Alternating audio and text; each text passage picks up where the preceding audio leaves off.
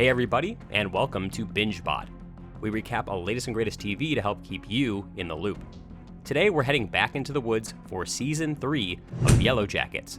This dark and thrilling drama follows the Yellowjackets, a high school girls soccer team whose plane crashes in the isolated Canadian wilderness. Jumping back and forth through time, we witness the harrowing actions the teens must take to survive and how they deal with the demons of their past as adults.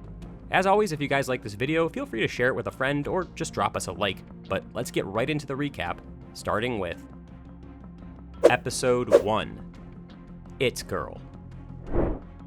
In 1997, having recovered from the fire that set their only shelter ablaze in the Canadian wilderness, the surviving soccer team called the Yellowjackets have established a settlement with animals for sustenance, huts for shelter, and makeshift graves for the friends that they've lost along the way. Celebrating the summer solstice, they reminisce about overcoming challenges like a few deaths among them and the possibility that their coach, Ben, destroyed their cabin, leaving them to die while he himself settled down in a hidden cave. But with their sacrifices came miracles. They rose to this new challenge like the champions they were always meant to be.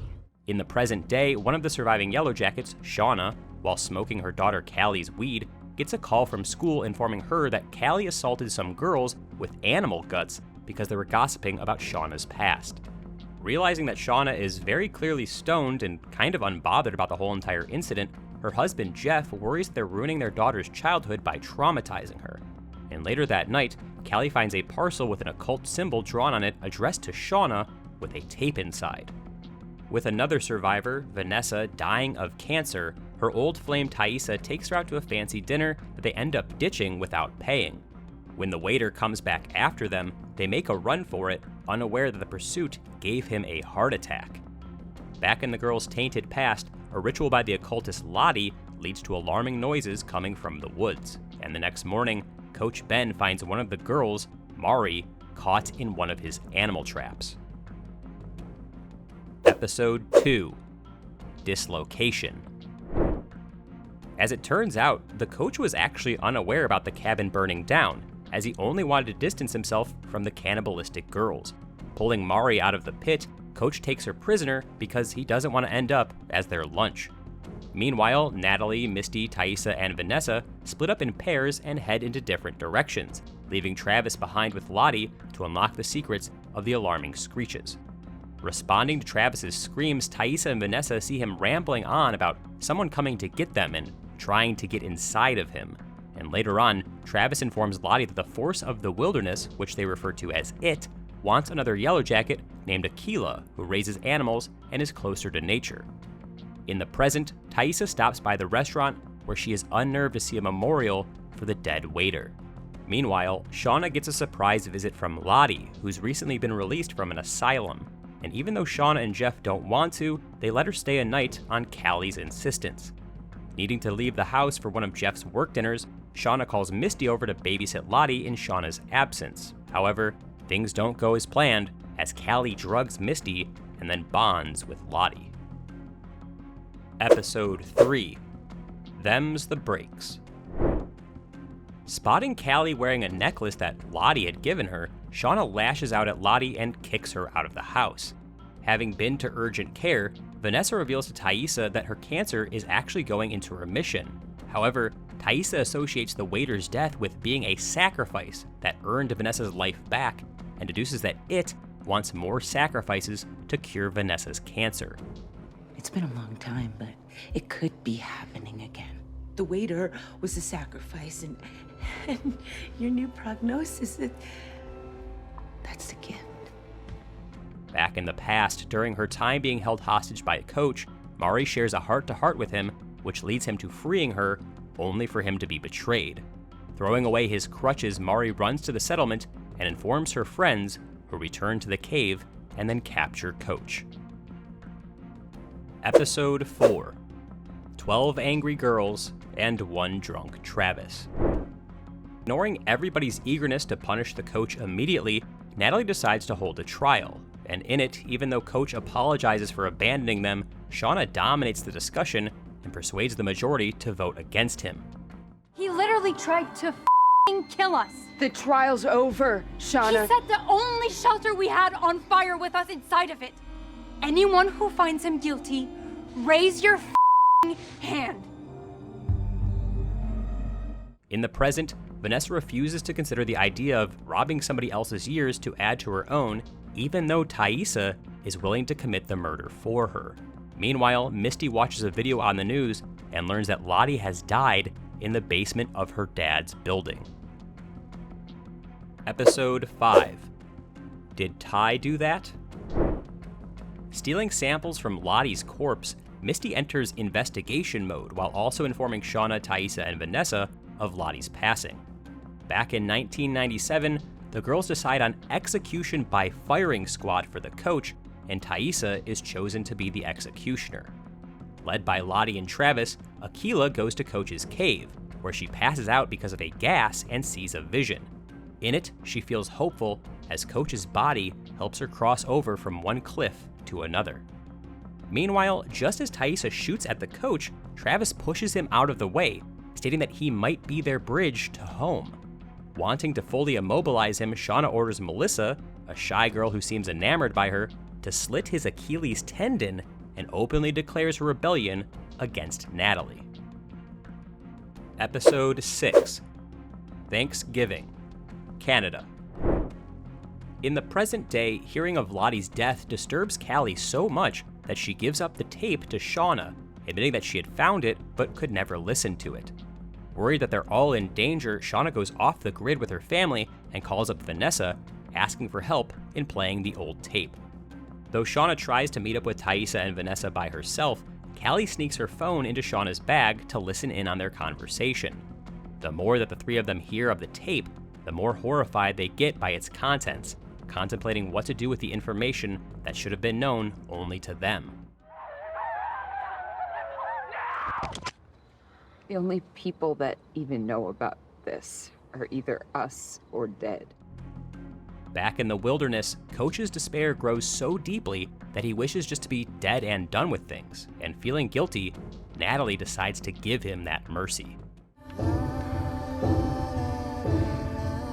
Thank you.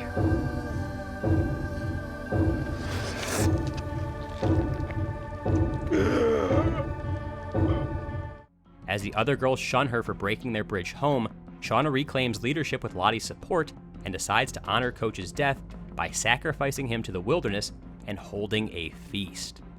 Upon hearing screeches from the forest once again, the girls sing and dance around the fire, harmonizing with it when three strangers walk straight into their settlement. Episode 7. Croak. 3 days prior, Edwin and Hannah, a scientist couple, along with their guide Kodiak, were researching the mating calls of wild frogs, which is actually the real source of the supposed supernatural screeching that the girls have been hearing in the woods. After accidentally breaking the satellite phone that was their rescue line, they camp near the girls' settlement the night of the feast, and Edwin smells the smoke. Observing the girls from afar, Hannah starts recording them on the tape that eventually makes its way to Shauna in the present. Edwin spots Coach's head and freaks out, but Lottie appears suddenly and takes an axe to his skull. Naturally, Hannah and Kodiak try to run away, but they are captured by the group. In the present, Shauna plays the tape in privacy, which has the recording of Edwin's murder and the heartbreaking message that Hannah had left for her daughter, Alex. I wanted you to be proud of me. Not just a mom who had a teenage pregnancy. As Shauna, Misty, Thaisa, and Vanessa all take a road trip to Virginia to track Alex down, Misty gets the test results from the samples that she stole from Lottie's body, which suggest that Shauna is the killer, something that Misty immediately texts to Vanessa and Thaisa. However, this big news gets overlooked as Vanessa starts throwing up blood and ends up in the hospital. Faced with the allegation of killing Lottie, Shauna sneaks out of the hospital alone. Uncovering Hannah's story, Callie proposes the idea to Jeff that Shauna might be inherently evil after all, which turns out to be true because the first thing that Shauna does after entering Virginia is park right outside of Alex's house with a knife in her hand. Episode 8. A Normal, Boring Life. Hiding inside of Alex's house, Shauna learns that Alex has a daughter and a wife who is none other than Melissa, who everyone had presumed had taken her own life. Melissa admits that she faked her own death because she was afraid of Shauna. Keeping up the promise that she made to Hannah, Melissa tracked down Alex but didn't show her the tape to protect her. Instead, she fell in love with Alex and then married her. Admitting to sending the tape in the first place, Melissa explains that she wanted to let go of her past, along with the tape, after hearing news of Natalie's death. Shocked at Lottie's death, Melissa promises Shauna that she left a note with the tape explaining all of this, taunting the huge communication gap between Shauna and Callie. Going absolutely berserk, Shauna overpowers Melissa when she tries to take the knife from her, pinning her down on the ground. Back in 1997, on Kodiak's promise to lead them to the rescue point within 6 days, Natalie and the girls rebel against Lottie and Shauna, who have reservations about leaving the woods they have begun to consider their home. After learning of a vision that Akila had where all of her crops and animals die, Lottie garners support from Shauna and Thaisa and orders everybody to stay at the settlement. Episode 9. How the Story Ends. As Thaisa and Vanessa face conflict, Vanessa worries that they're going to resort to cannibalism again in the winter and that one of them could be the next one to be eaten, but Thaisa assures her that she's been practicing with cards to avoid all of that. Following Vanessa into the woods, Misty sees that she's secretly been trying to fix Hannah's satellite phone. Later on, Natalie and Mari slip Hannah a knife so she can free herself and Kodiak so that those who want to leave can escape with them. However, Shauna catches them red-handed, leaving Hannah to blame Kodiak and then stab him in the eye to prove her loyalty. In the present, Melissa manages to escape in her car, but ends up stranded on the highway due to an empty tank of gas. Spotting and recognizing her immediately, Thaisa and Misty tackle her, and as they all join Shauna, Misty declares that she won't clean up Shauna's messes and then leaves. As Thaisa questions Shauna and Melissa, Vanessa steps out, and Melissa secretly closes the flue to the fireplace out of spite, knocking Thaisa and Shauna unconscious. Dragging them out of the house, Vanessa revives them. Having Melissa at her mercy, Vanessa contemplates killing her to increase her lifespan, but decides against it.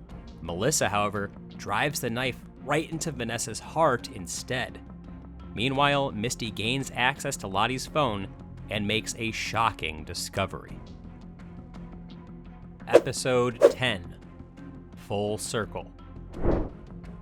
Back in 1997, Lottie dreams of submitting to the Antler Queen, the ultimate power figure in the wilderness, while Natalie, Misty, and Vanessa plot amongst themselves to fix the satellite phone.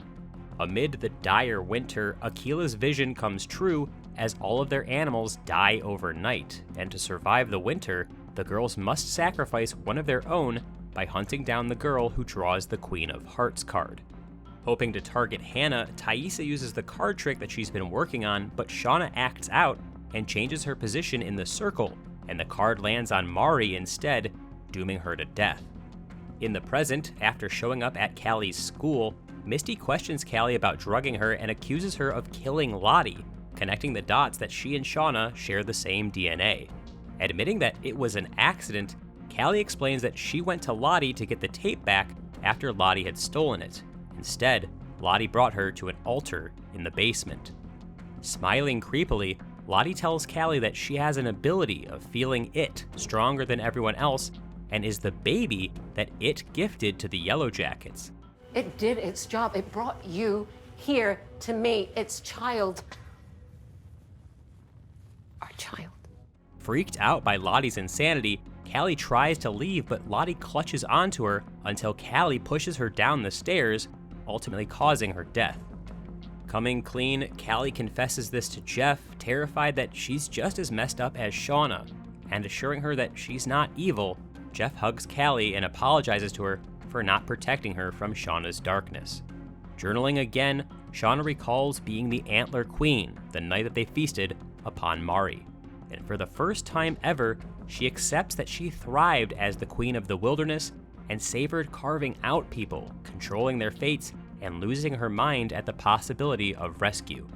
But before Shauna could do anything about it, Natalie had gone up a cliff with the fixed satellite phone and contacted the outside world rescuing the Yellowjackets single-handedly. And that's it for Yellowjackets Season 3. Once again, secrets have been revealed, no one knows who to trust, and Shauna is becoming more and more deranged each season. At least a rescue is on its way, right? Well, what are your guys' thoughts on this third season? As always, I particularly enjoy the teens trying to survive in the wilderness and all the disturbing stuff that followed, but the show always seems to slump when it jumps over to the adult timeline. Either way, there's plenty of drama lined up for Season 4, and of course, we'll have that recap ready for you when the new season drops. For now, I want to thank everybody for watching and for sticking around until the end. If you liked this recap and you want to see more like it, don't forget to subscribe to our channel and ring the notification bell so you never miss a new video. Also, if you don't mind, drop us a like or share the video with a friend so we can appease the almighty algorithm. And if you want to support us further, you can do so via Patreon, YouTube memberships, and Buy Me a Coffee. We'll be back soon with another video on your favorite entertainment, but for now, BingeBot is logging off.